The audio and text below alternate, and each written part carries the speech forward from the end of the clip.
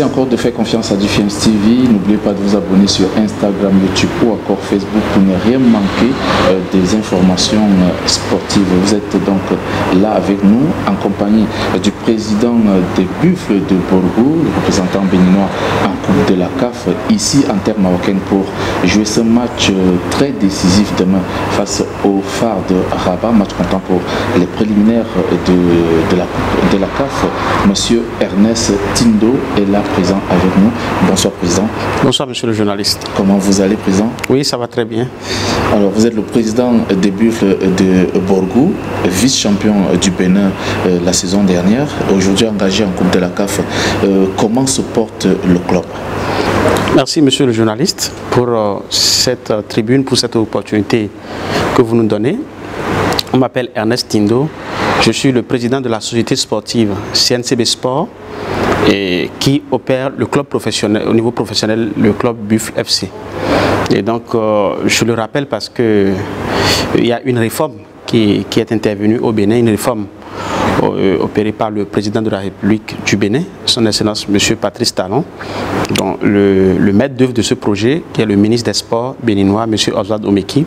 Et donc, cette réforme a permis de mettre en place des sociétés sportives au niveau des grandes entreprises pour prendre en charge le management, l'organisation et la gestion des clubs professionnels. Et donc, le Conseil national des chargeurs du Bénin, qui est une entreprise d'État, et dans le cadre de la mise en œuvre de cette réforme, a mis en place sa société sportive qui est CNCB Sport, dont je suis le président, et qui a signé une convention avec l'association des Buffles du Borgo et qui a pris le club professionnel Buffle FC. Et donc je rappelle parce que c'est dans ce contexte que nous sommes ici à Rabat. Et donc depuis un an, depuis janvier 2021, c'est le Conseil national des chargeurs du Bénin, à travers sa société sportive, qui opère le club professionnel Buffle FC. Oui, une question pour enchaîner. Pourquoi le club Buffle et pourquoi pas notre? Pourquoi le choix a été opéré pour le club Buffle? Voilà, le choix a été opéré sur les Buffles parce que d'abord c'est une équipe championne. Les Buffles, le club Buffle FC a été champion ces 5 dernières années. C'est vrai, la saison dernière, nous avons été vice-champions, mais le Buffle FC est toujours sur le podium. Et deuxièmement, le Conseil national des chargeurs du Bénin travaille avec les chargeurs, que sont les importateurs, les exportateurs, les transporteurs. Et donc, c'est un club qui est situé sur le corridor.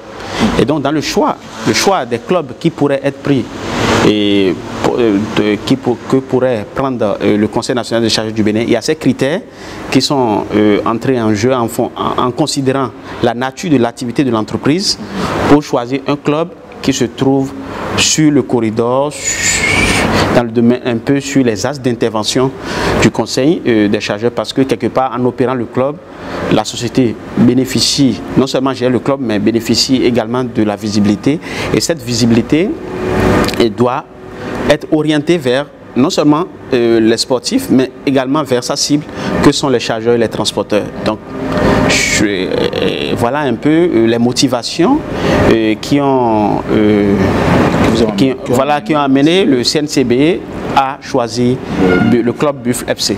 Alors, parlant un peu de la structure même qui est le club, vous avez quand même révolutionné, apporté un nouveau souffle au sein de cette équipe de Buffle, parce qu'on voit l'arrivée du coach Sanou, qui n'est pas quelqu'un qu'on peut négliger aujourd'hui.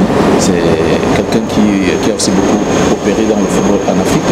Et il y a également des joueurs assez expérimentés qui ont rejoint le club, des joueurs qui ont joué à Espérance de Tunis ou encore ailleurs. Est-ce que cela montre un peu l'objectif que vous mettez très très haut, vous mettez la barre haute au sein de cette équipe?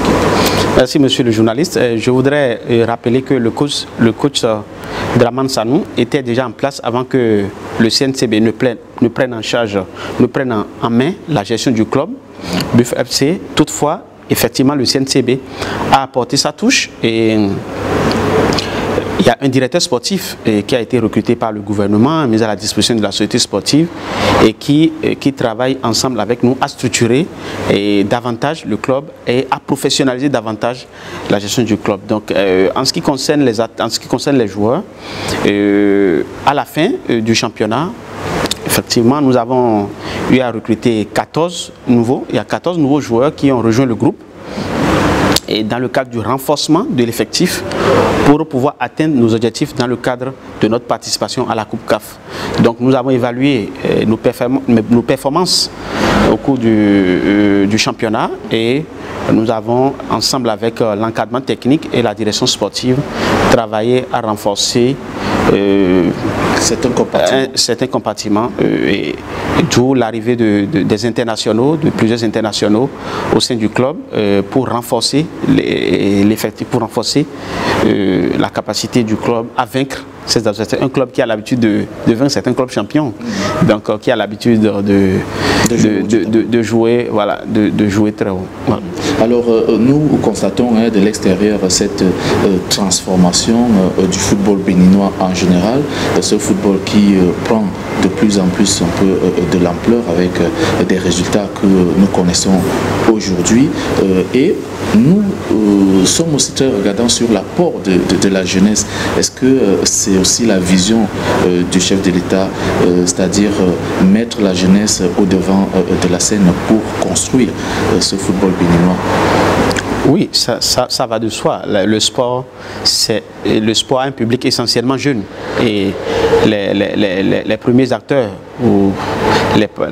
que constituent les joueurs ou autres publics, essentiellement sont des jeunes. Et c'est tout à fait normal que le président de la République, qu'on constate dans le cadre de la mise en œuvre, du déroulement du plan de mise en œuvre de la réforme dans le domaine du sport, que le chef de l'État, à partir du ministre des Sports, et des autres acteurs que le chef de l'État ait responsabilisé, plusieurs jeunes à plusieurs niveaux, pour leur donner la chance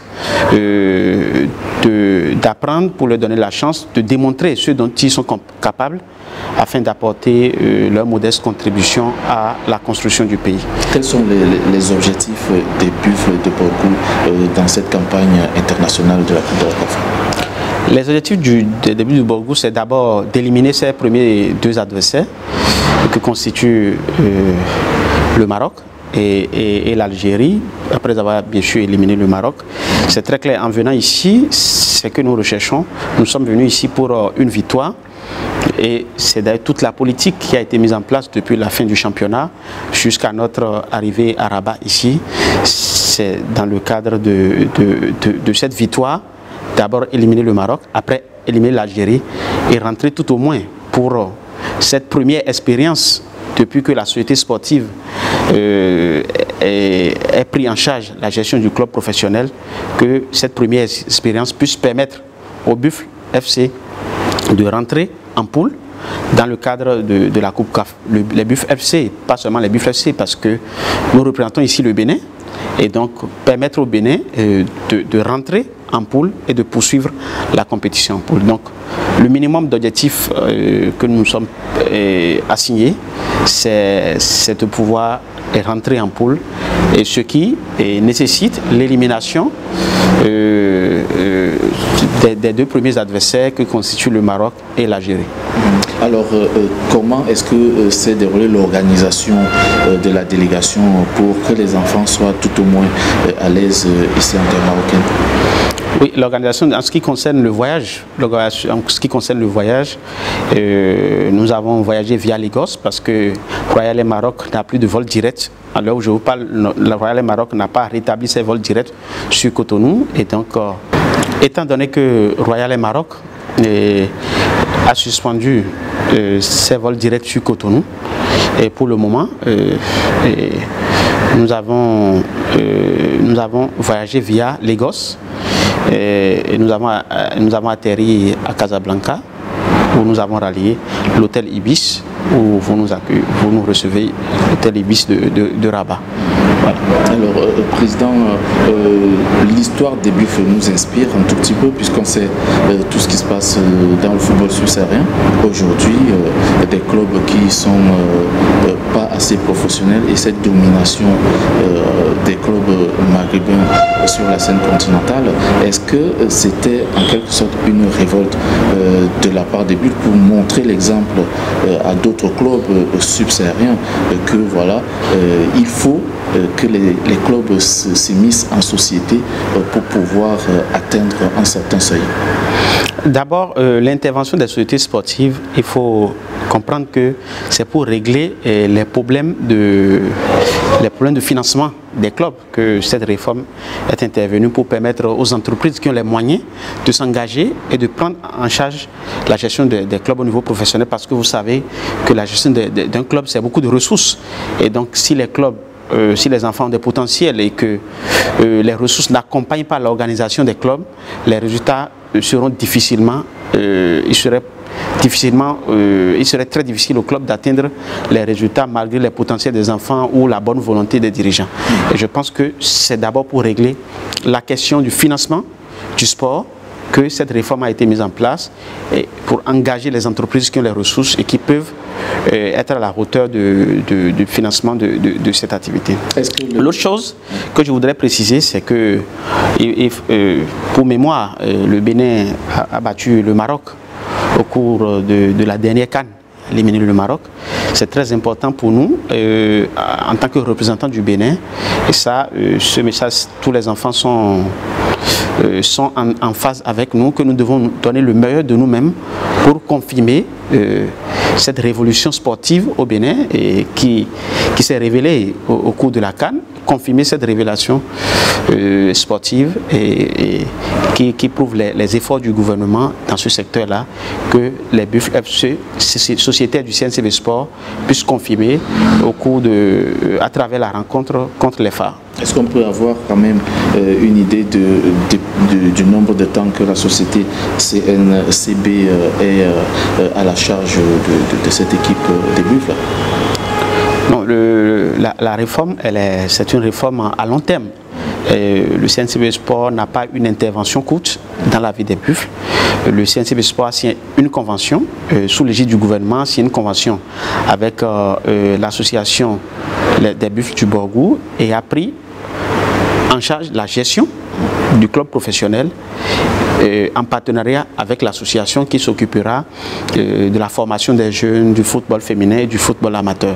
Donc c'est une convention à long terme que le gouvernement a mis en place, parce que c'est un mécanisme qui permettra au club de se développer et au volet professionnel de se développer, et les autres volets également, de financer l'organisation et le développement des autres volets qui doivent soutenir le volet professionnel.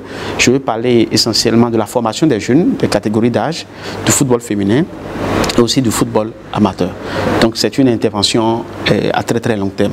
Tout à fait, on voit tout un organigramme au sein de cette équipe des Buffles via la société CNCB. Alors dites-nous comment se fait le recrutement à la base, c'est-à-dire au niveau des jeunes qui veulent être des professionnels demain, puisque vous avez parlé de formation. Comment vous faites la détection dans cette structure? Voilà, le CNCB a pris en charge la gestion au niveau professionnel des Buffles FC depuis janvier. Et donc, nous avons tout un plan avec le directeur sportif qui a été recruté par le gouvernement et mis à la disposition de la société sportive, M. Aliou Ndiaye, qui est un ancien international sénégalais, homme d'expérience, qui met son expertise et ses expériences au service de la société sportive. Et il est en charge des recrutements et du management de toutes les activités qui reviennent également à l'association. Donc pour le moment, nos objectifs, nous avons fait focus sur la reprise du titre au niveau pour le prochain championnat, parce que les Buffles ces dernières années ont été toujours champions. L'année dernière, les Buffles sont toujours sur le podium, mais ont été deuxièmes. C'est d'ailleurs pour ça que nous participons à la Coupe CAF. Sinon, l'année dernière, les Buffles avaient participé à la Champions League. Donc, nous avons pour objectif de reprendre le titre et d'avoir une très bonne participation à la Coupe CAF. Et donc, dans ce cadre, le recrutement s'est on a fait focus sur le recrutement des professionnels pour renforcer le club professionnel. Et donc, ensemble avec l'association, le plan de travail va être déroulé et la formation, que ce soit la formation des jeunes, que ce soit le football féminin ou le football amateur, sera développée au cours des prochaines semaines, des prochains mois. Alors. Donc, sur la catégorie d'âge, il n'y a pas grand-chose qui a été fait pour le moment, même si l'association dispose d'un club de catégorie d'âge. Mais nous pensons que tout un programme sous l'égide sous la coordination du directeur sportif, tout un programme sera mis en place avec l'association en ce qui concerne la formation et les catégories d'âge U15, U17, en ce qui concerne le football féminin et en ce qui concerne le football amateur. Ça veut dire que vous mettez déjà aussi un plan d'action sur le football féminin, puisqu'il y a la Ligue des champions africaine du football féminin qui est déjà lancée depuis un bon moment par la CAF. Exactement. Donc, et le gouvernement, aujourd'hui, à travers cette réforme, demande à toutes les sociétés sportives et à tous les clubs professionnels qui sont engagés dans le championnat national, qui doivent également disposer d'une équipe féminine. Et donc, c'est une réforme globale, c'est une réforme très ingénieuse du président de la République. Et aujourd'hui, nous nous sommes chargés de sa mise en œuvre et nous n'appliquons que les directives du gouvernement qui demandent à ce que les clubs professionnels aient également une équipe féminine. Et c'est ce à quoi nous nous attelons sous la supervision du ministre des Sports béninois. Est-ce qu'il y a aussi une place pour les étrangers, les non-béninois dans cette équipe début? Oui, exactement. Nous avons beaucoup d'étrangers. Nous avons droit à un certain nombre de quotas dans le championnat national. Et puis aussi au niveau CAF, nous avons beaucoup d'étrangers qui joueront sans doute demain. Et donc, même les nouveaux qui sont venus, il y a des Ivoiriens qui ont rejoint le groupe. Il y a des Nigérians qui ont rejoint le groupe. Et voilà, donc il y a des étrangers qui sont dans nos effectifs parce que c'est un club professionnel et les étrangers sont accueillis dans la limite accordée en fonction du championnat et en fonction de la compétition aussi. C'est la compétition nationale, les étrangers sont acceptés jusqu'à 5 sur l'effectif de 30 et donc au niveau de la Coupe CAF, nous avons respecté aussi le nombre d'étrangers autorisés. Donc il y a les Béninois, il y a les étrangers parce que c'est un club professionnel qui accueille les professionnels et qui donne la chance aux joueurs de développer leur talent et de montrer ce dont ils sont capables. Parce que c'est un club champion et donc ce sont les champions qui jouent au sein des Buffles. Alors, Président, si je vous ai très bien entendu, si on vous a entendu, les Buffles vont vers un projet peut-être de 10 ans où pour voir cette équipe remporter, pourquoi pas la Ligue des champions africaine ou la Coupe de la CAF? Oui, bien sûr. Il y a des objectifs très bien structurés dans le plan d'action qui a été mis en place. Et comme je l'ai rappelé à l'entame de cette interview, nous n'avons pas l'intention d'avoir de faire pied de figure en ce qui concerne notre participation pour cette fois-ci. Les années à venir, les ambitions en fonction des moyens qui seront mis en place et de la structuration qui est en cours, les ambitions vont être revues à la hausse et progressivement, nous allons monter totalement au sommet. Et un mot sur le football béninois en général, Président? Le football béninois aujourd'hui est en pleine mutation et nous, en tant que Béninois, nous sommes très fiers de ce qui se fait par le gouvernement, tout ce qui se fait par le gouvernement depuis 2016 et les différentes réformes qui ont été mises en œuvre pour révéler le sport béninois, pour régler le problème de financement du sport qui était un problème crucial qui tirait le football en arrière, qui était une barrière pour la professionnalisation ou pour le développement du football professionnel. Tous ces goulots d'étranglement ont été levés aujourd'hui.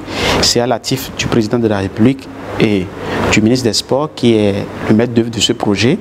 Et en tant que Béninois, nous en sommes très fiers et nous estimons que en tant que partie prenante au niveau du Conseil national des chargeurs du Bénin, à travers la société sportive CNCB Sport, nous allons apporter notre modeste contribution dans le cadre de la mise en œuvre de cette réforme afin que des résultats beaucoup plus probants et beaucoup plus meilleurs soient atteints. Vous êtes très jeune déjà et on vous voit à la tête d'une structure aussi importante comme celle-ci. Je ne peux pas m'empêcher de le relever ici.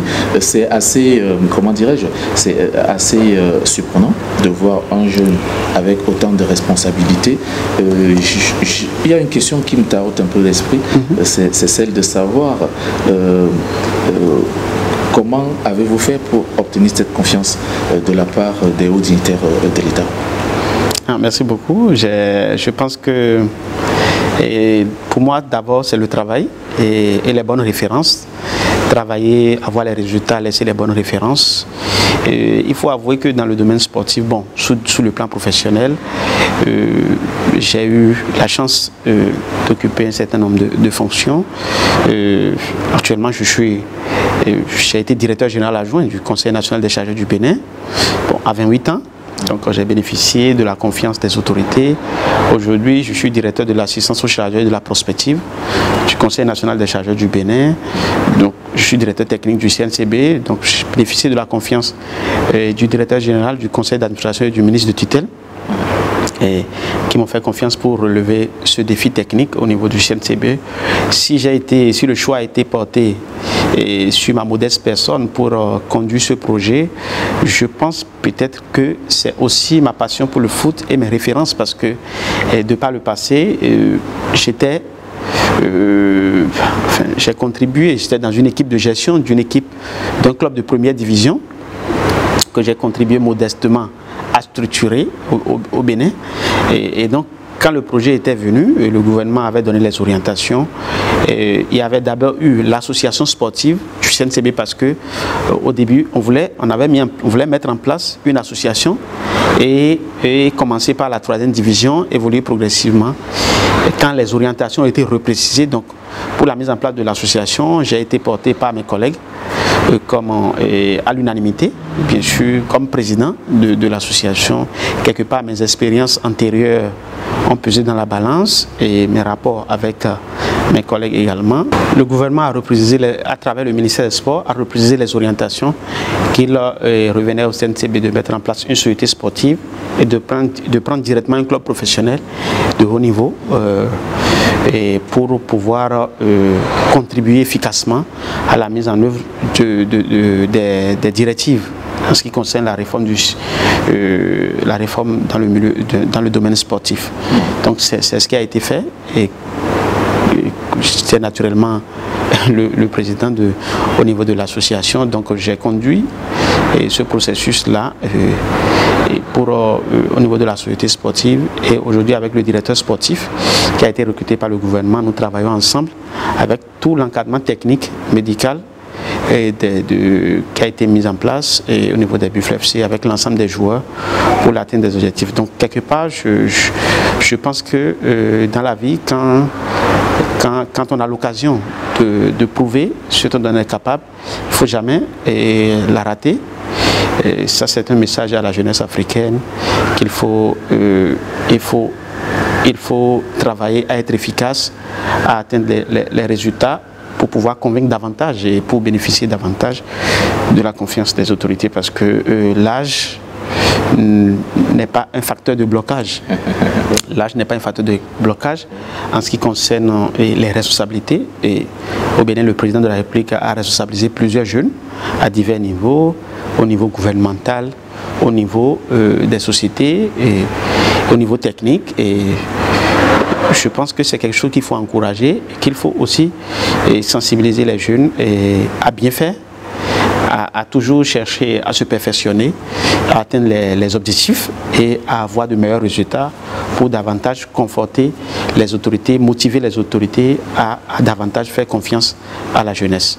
Monsieur Ernest Tindo, je voudrais quand même aussi qu'on se penche sur le problème infrastructurel du continent concernant le football en général. On a toujours révélé cela.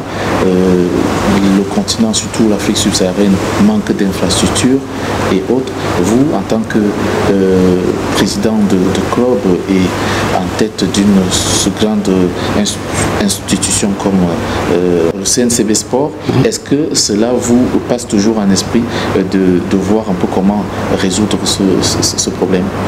Oui, c'est une très belle question parce que ça me permet de rappeler les efforts du gouvernement du Bénin en ce qui concerne les infrastructures sportives. Au Bénin, en l'espace de 5 ans, le président Patrice Talon a construit 22 stades aux normes internationales. Dans le cadre de son second mandat qui est en cours, il envisage en construire davantage ou plus, parce que là, le programme d'action du gouvernement de son deuxième quinquennat n'a pas été encore dévoilé, mais il avait très clairement dit dans son projet de société qu'il continuera à mettre en place les infrastructures sportives, et c'est quelque chose de très bien. Aujourd'hui, les clubs sont fichés au niveau des villes. Les Buffles du Bargou, c'est Parakou. Il y a un stade de 25 000 places qui est prévu pour être érigé à Parakou. Vous voyez, donc c'est quelque chose d'extraordinaire qui se fait au Bénin, et je pense que ça doit être un modèle pour les autres pays d'investir dans les infrastructures sportives, parce que pour développer le sport, ça va aussi avec les infrastructures. Au Bénin, ce n'est pas que les infrastructures sportives. Je ne sais pas si vous avez eu à faire un tour au Bénin ces 5 dernières années. Il y a, je vous y invite. Il y a également les infrastructures routières. Et ça, Cotonou a changé complètement. Cotonou et plusieurs villes du Bénin ont changé complètement de visage. Il y a des Béninois qui reviennent de l'étranger qui se perdent parce qu'il y a tellement d'infrastructures routières aux normes internationales et très bien faites, qui ont permis de changer le visage du pays, qui ont engendré la fluidité au niveau du trafic, qui ont la mobilité, qui ont amélioré la mobilité des citoyens, et qui ont eu un impact positif sur l'économie du pays. C'est quelque chose d'extraordinaire et c'est inédit et c'est historique, et je pense que c'est un exemple à multiplier en Afrique, au-delà des infrastructures sportives, l'ensemble des infrastructures qui peuvent contribuer au développement du continent. Il faut encourager les dirigeants à s'y investir. C'est ce que le président Patrice Talon essaie de faire depuis qu'il est en place. Alors selon vous, qu'est-ce qui manque au football africain? Pas peut-être de décoller, parce qu'il a déjà décollé, mais d'atteindre le niveau qui doit normalement être le sien, parce qu'on a eu des grandes stars, Jean-Marc Adjobiboko, on a eu Cécilion Stéphane, qui ont eu tout ce qu'on peut un joueur en footballeur peut avoir, mais jusque-là, l'Afrique manque encore. Didier Drogba, Samuel Eto'o, j'en passe, il y a toujours les jeux joués à l'autre, mais l'Afrique manque encore de cette possibilité-là, peut-être de remporter une Coupe du Monde ou d'atteindre au moins la finale d'une Coupe du Monde. Selon vous, qu'est-ce qui manque à l'Afrique pour atteindre ce niveau? Je pense que ce qui manque, c'est ce que le président Patrice Talon et le ministre Oswald Meki, d'ailleurs qui est conseillé par M. Jean-Marc Adjobiboko, qui est conseiller technique du ministre des Sports et qui fait partie de cette délégation. Et ce qui manque, c'est ce que le gouvernement est en train de faire. Il faut les infrastructures, il faut le financement, il faut une base, parce que, comme nous parlons des Buffles, de la Coupe CAF, je ne suis pas très indiqué pour vous dire tout ce qui a été fait, mais je peux au moins dire ce dont j'ai connaissance. Le ministre des Sports est mieux placé pour parler de tout ce qui a été mené comme action dans ce domaine-là. Il y a les classes sportives au Bénin qui sont en cours. Aujourd'hui, les classes sportives, il y a pour pouvoir avoir des pépinières depuis la base et associer le football aux études, pour permettre aux enfants qui auront une carrière professionnelle de faire, et ceux qui n'auront pas de carrière professionnelle de pouvoir faire autre chose. Donc ça, c'est pour pouvoir avoir des pépinières, pour structurer à la base, pour que ceux qui ont des vocations ou des aptitudes puissent être accompagnés depuis le bas âge pour pouvoir développer. Parce que quand on a la chance d'avoir peut-être des talents dans une génération, un pays peut briller et après sombrer, parce qu'il n'y a pas la relève. Et donc il faut la formation des jeunes, il faut travailler sur les pépinières il faut les infrastructures et il faut le financement du football professionnel, amateur, football féminin, catégorie d'âge. Et si vous lisez à travers, si vous voyez la petite, parce que comme je l'ai rappelé, cette tribune ne nous permet pas de tout dire en ce qui concerne tout ce qui a été fait au Bénin, mais pour le peu que j'ai rappelé, si vous examinez, vous allez voir que la réforme est très bien structurée et part de la formation des jeunes, la détection des pépinières et leur accompagnement pour développer ceux qui ont des potentiels ou des aptitudes depuis le bas âge, sans toutefois les dévier de la possibilité d'alternative de développer un autre métier au cas où ils n'auraient pas la chance d'avoir une carrière professionnelle en sport ou en football. Les infrastructures, 22 stades aux normes internationales ont été construits en l'espace de 5 ans.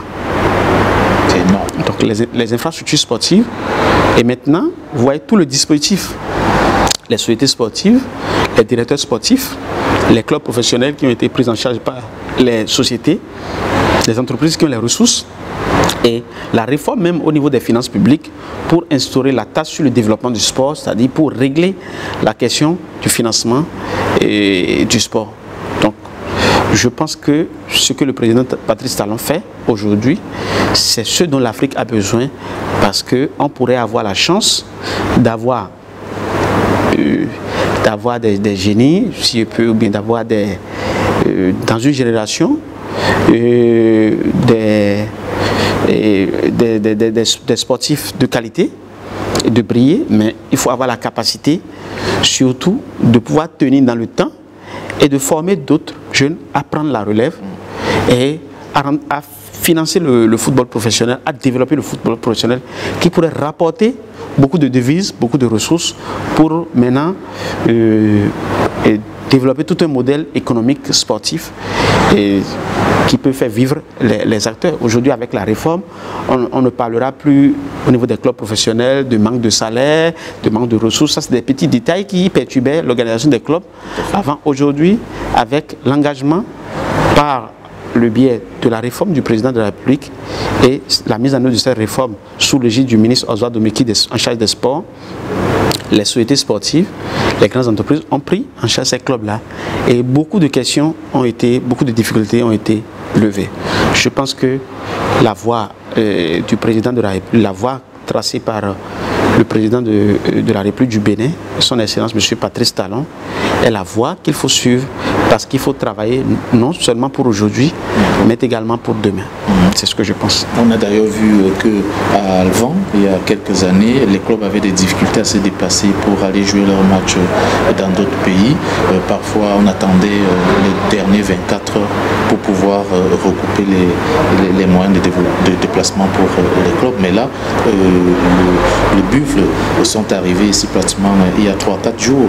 C'est pour dire qu'il y a beaucoup de choses qui ont été améliorées, pas seulement sur le plan technique, mais aussi sur le plan opérationnel.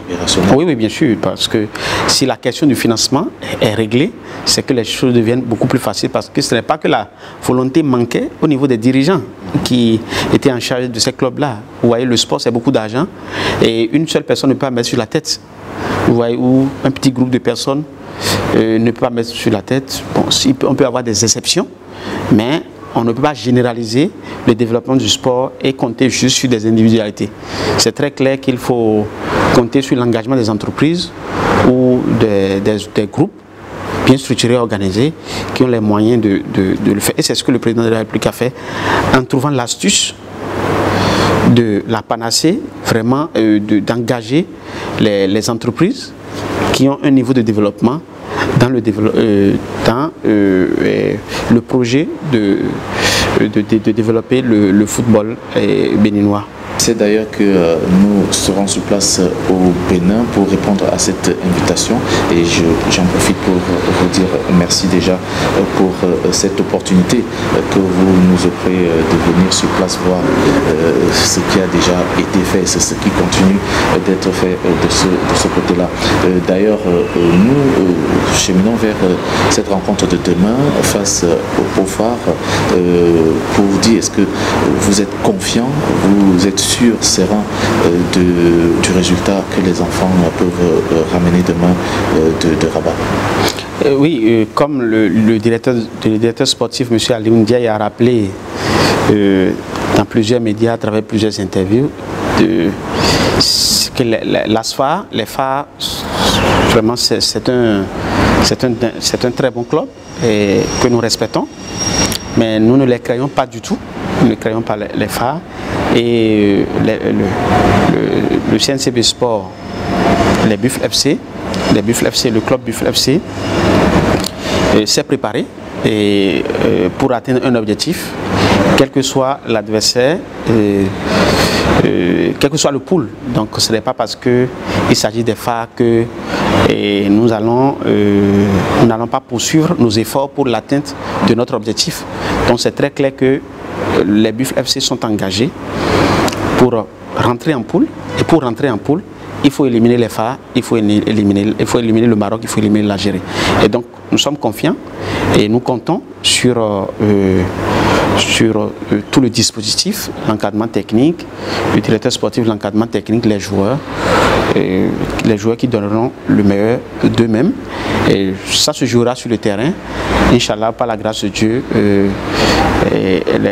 Les membres de nos ancêtres et les prières divines vont nous accompagner tout l'effort qui a été fait pour que nos vœux soient concrétisés. Mais je suis très confiant. Je suis très confiant de ce que nous aurons la victoire que nous sommes venus rechercher ici à Rabat. Merci M. Ernest Tindo pour cet entretien. Merci. Alors nous sommes donc arrivés au terme de cet entretien avec le président de Buffles de Bourgou. C'est le représentant béninois en coupe de la CAF. C'est d'ailleurs aussi celui-là qui œuvre pour le développement du football au Bénin à sa manière, avec ses moyens. Merci pour cette opportunité que vous nous avez donnée aujourd'hui. Nous espérons qu'on aura l'occasion de se revoir très prochainement, peut-être à Cotonou. Merci beaucoup. Merci. Merci pour cette occasion que vous me donnez également. Merci de faire confiance à Defiance TV. Portez-vous bien. N'oubliez pas de vous abonner sur Facebook, YouTube ou encore Instagram pour suivre encore d'autres actualités ou d'autres interviews. Portez-vous bien et bonne semaine à vous.